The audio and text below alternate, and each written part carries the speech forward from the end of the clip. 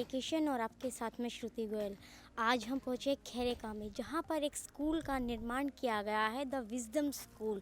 इस स्कूल की बहुत सारी खासियत है जो हम आपको दिखाएंगे साथ साथ, और इसके बारे में हम आपको बताएंगे भी। आइए चलते हैं हम इस स्कूल में।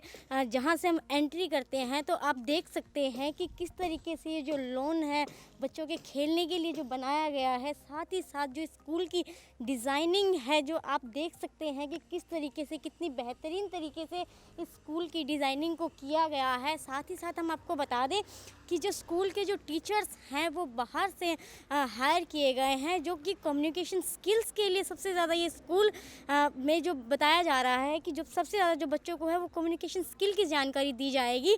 यह स्कूल प्ले स्कूल से लेके 5th क्लास तक के लिए बनाया गया है। तो हम आपको ले चलते हैं स्कूल के अंदर और हम आपको दिखाते हैं कि स्कूल में क्या क्या जो चीज़ है वो नई बनाई गई है, जो आज तक हमारे सिरसा के किसी भी स्कूल में नहीं है, जो इस स्कूल में है। इस स्कूल की सबसे अच्छी खासियत यही बताई जा रही है कि जो स्कूल के क्लासरूम्स हैं, जो क्लासरूम्स बनाए गए हैं वो बच्चों के अकॉर्डिंग डिज़ाइन किए गए हैं। जो प्ले स्कूल में रखे जाते हैं, बहुत सारी ऐसी चीज़ें होती हैं जिसमें बच्चों का जो छोटे बच्चे होते हैं जिनको मनोरंजन की भी साथ साथ ज़रूरत होती है, तो उसी के अकॉर्डिंग क्लासरूम को भी डिज़ाइन किया गया है।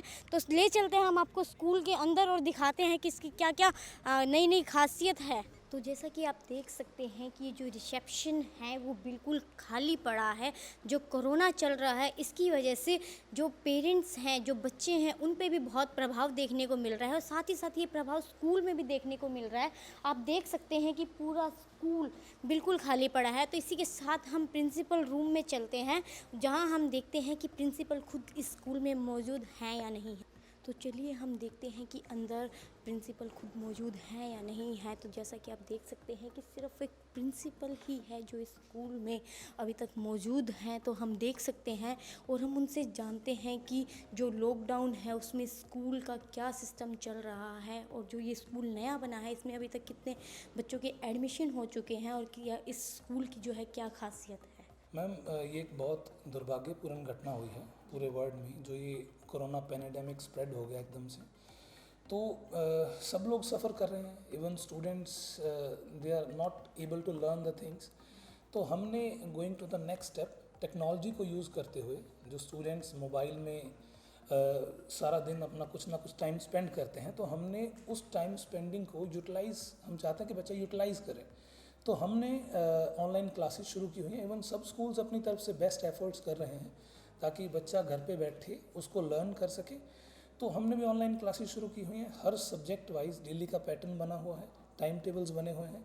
टीचर्स अपने घर से रिकॉर्ड करते हैं, लेक्चर्स को रिकॉर्ड करते हैं, उनको अपलोड किया जाता है चैनल्स पे, और वो बच्चों को सेंड किए जाते हैं। इवन डेली का होमवर्क, फिर इवनिंग में उनके सॉल्यूशंस वो बच्चों को दिए जाते हैं। बच्चा सॉल्व करने के बाद हमें रिवर्ट करता है, उनके आंसर्स भेजता है। जो बच्चे की क्वेरीज़ हैं वो सॉल्व की जाती हैं ऑनलाइन क्लासेस के थ्रू, लाइव क्लासेस में सॉल्व की जाती हैं। इस तरह से हम ये जो लॉकडाउन में कोशिश कर रहे हैं कि बच्चा अपने लर्निंग प्रोसेस को उसके टच में रहे, स्टडीज़ के टच में रहे। इसके लिए जो टीचर्स हैं उसको कितनी परेशानी का सामना करना है? Ma'am, teachers they are making their best efforts, क्योंकि फिज़िकल क्लास में पढ़ाना और लाइव पढ़ाना, there is a huge difference. बच्चे को, मतलब टीचर्स को एक बिल्कुल नए तरह के स्टडी पैटर्न पे शिफ्ट होना पड़ रहा है। जब स्टूडेंट आपके सामने होता है तो एक बहुत अलग तरीका है, आप बच्चे के साथ आई टू आई कांटेक्ट करके बहुत सारी चीज़ें समझते हैं। लेकिन जब आपको कैमरा के सामने पढ़ाना है तो आपको नहीं पता उस तरफ कैसा रिस्पॉन्स है।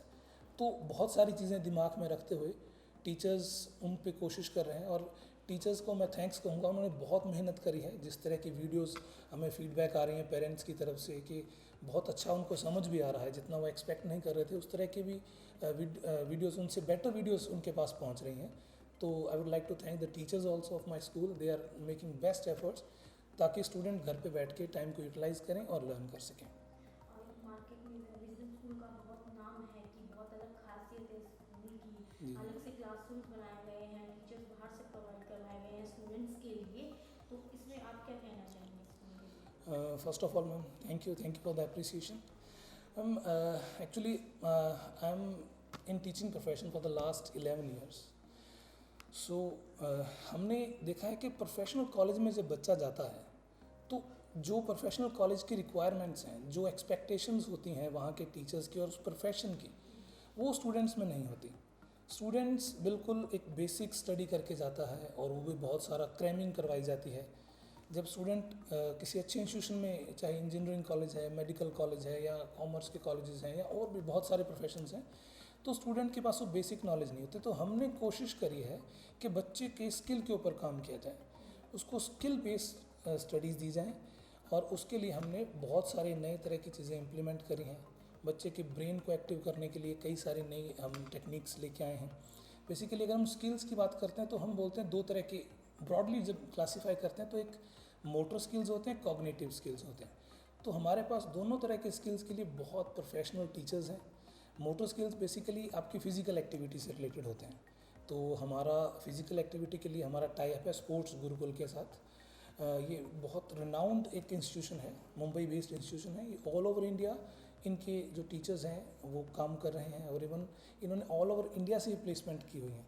जो हमारे पास भी यहाँ से टीचर आ रहे हैं वो नेशनल प्लेयर रह चुके हैं स्केटिंग में, बहुत प्राइजेज उन्होंने जीते हैं और सब तरह की जो मोटर एक्टिविटीज़ में वो बहुत एक्सपर्ट हैं। और सेकंड स्किल, अगर हम कॉग्निटिव स्किल की बात करते हैं, cognitive skill is basically related to your brain, to the activity of your brain, उनको एनहेंस करने के लिए होता है। तो हमने एक स्पेशलाइज्ड कॉग्निटिव स्किल की लैब डिज़ाइन करी है। यू कैन सी, आपको दिखाते हैं अभी थोड़ी देर में। तो वो कॉग्निटिव स्किल है बेसिकली आपके ब्रेन को एक्टिव करने के लिए। और एक दूसरा पोर्शन होता है reasoning and aptitude. Reasoning and aptitude एक ऐसी चीज़ है जो हमने फर्स्ट क्लास से इम्प्लीमेंट किया है। फर्स्ट ग्रेड से बच्चा उसको पढ़ना शुरू करेगा। तो रीजनिंग में बच्चा अपने ब्रेन को, रीजनिंग का बेसिकली मतलब होता है रीज़न देखना किसी चीज़ के पीछे। अब उसको कुछ भी हम अगर देंगे, जब वो उसका रीज़न ढूंढने लगेगा तो दैट इज़ कॉल्ड रीजनिंग। तो हम बच्चे को फर्स्ट ग्रेड से ही रीजंस ढूंढना सिखाएंगे हर क्वेश्चन के। तो रीजनिंग एंड एप्टीट्यूड भी हमने शुरू कर रखा है। इसके अलावा जैसे और स्किल्स में अगर हम बात करें, राइटिंग की बात करते हैं, तो हैंड राइटिंग जो है वो आज के टाइम में बहुत पुअर हो रही है स्टूडेंट्स की, बिकॉज सब चीज़ें जो हैं वो लिसनिंग और स्पीकिंग पे आ गई हैं। आप देखेंगे मोबाइल में कमांड्स हैं वो ओरल जाते हैं, यूट्यूब में आप कुछ सर्च करना चाहो या कुछ भी सर्च करना चाहो ओरल कमांड्स हैं। रीडिंग बहुत कम हो गई है बच्चे की। रीडिंग कम होने से स्पेलिंग मिस्टेक्स और राइटिंग भी बहुत पुअर होती जा रही है बच्चों की। तो हमने राइटिंग के लिए एक अलग से एक्सपर्ट टीचर हायर किए हुए हैं।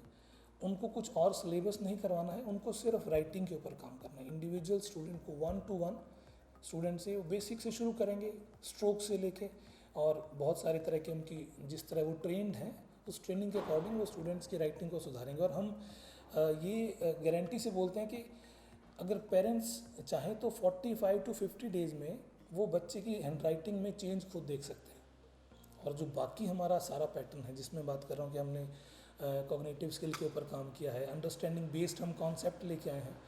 तो 6 मंथ में जो पेरेंट है वो अपने वार्ड में एक चेंज फील करेगा, उसको लगेगा भी हाँ ये कुछ वाकई ही मेरे स्टूडेंट में, मेरे वार्ड में कुछ इम्प्रूवमेंट्स हुई हैं।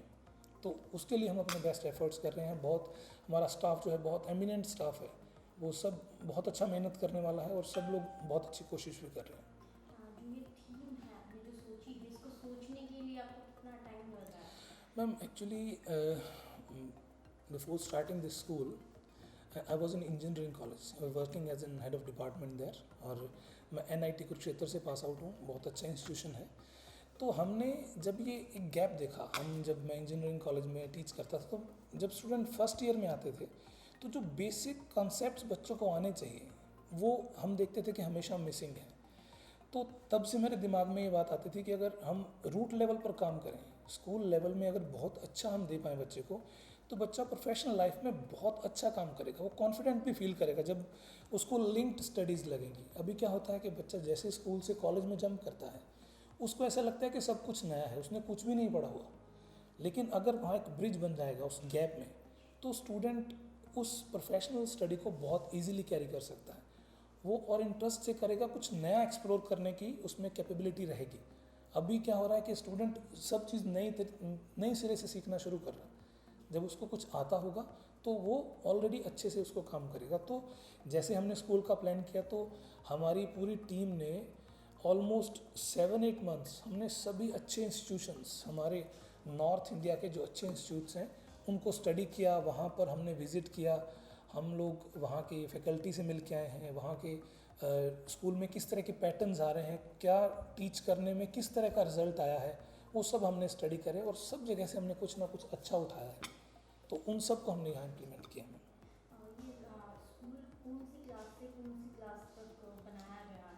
मैम वैसे स्कूल जो है वो 10+2 तक चलेगा, लेकिन दिस ईयर हम सिर्फ 5th तक के एडमिशन हमने ओपन किए हैं, ताकि हम चाहते हैं कि हमारा जो स्टूडेंट है जो हमारे अकॉर्डिंग स्टडी करे, जिसको हमारे पैटर्न की स्टडी समझ आने लगे, हम उसको ही ऊपर तक लेके जाना चाहते हैं।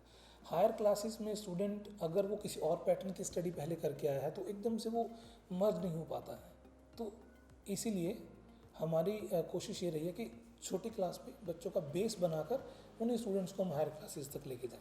तो दिस ईयर हम प्ले से लेके 5th तक के एडमिशन्स हमने ओपन किए हैं, तो एवरी ईयर ये अप्रॉक्सीमेटली 1 ईयर हम इसको एनहेंस करते जाएंगे।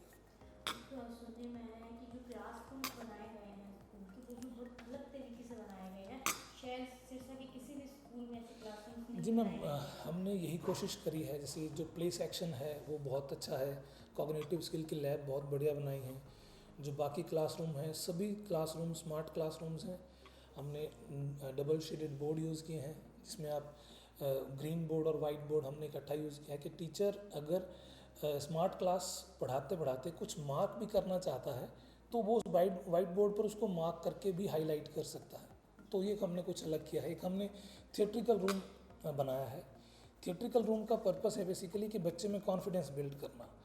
जब बच्चा बहुत सारे लोगों के सामने डेली आएगा, कुछ ना कुछ बात करेगा, तो बच्चा धीरे धीरे कॉन्फिडेंट होता रहेगा, उसको स्टेज फियर जो बच्चे का है वो ख़त्म हो जाएगा। तो उसके लिए हमने एक अलग से रूम डिज़ाइन किया है। बाकी हमारे पास साइंस लैब भी हैं, कंप्यूटर लैब भी हैं, फाइन आर्ट्स की लैब भी हैं, म्यूज़िक रूम भी है, डांस रूम भी है। तो जो बेसिकली एक अच्छी स्टडी के लिए जो बेसिक जितनी रिक्वायरमेंट्स हैं वो सब हमारे स्कूल ने फुलफ़िल करी। लास्ट क्वेश्चन ये है कि जो कोरोना चल रहा है उसमें आप लोगों को किस तरीके से बचने के लिए बोलें? देखिए मैम, कोरोना के इस पैंडेमिक में मैं सबसे यही अपील करूँगा कि जितना हो सकता है वो सोशल डिस्टेंसिंग रखें। इवन मीडिया में हर जगह ये बहुत ज़्यादा इस चीज़ पे जोर दिया जा रहा है कि सोशल डिस्टेंसिंग रहे, आप अपने आप को हाइजीनिक रखें। आप हाइजीनिक रखने के लिए क्या कर सकते हैं कि घर जब भी आप बाहर से कहीं, कोशिश करें कि बाहर कम से कम जाएं, लेकिन जाना पड़े ज़रूरी कामों के लिए तो घर से जैसे आप घर में एंटर करें तो खुद को सैनिटाइज करें। सैनिटाइज मीन्स अगर आप बात करें दैट इज़ मच बेटर। अपने क्लॉथ्स को अलग से बाहर छोड़ दें, घर में सैनिटाइज़र का यूज़ करें, बाहर जाएं तो सैनिटाइज़र आप अपने साथ रखने की कोशिश करें।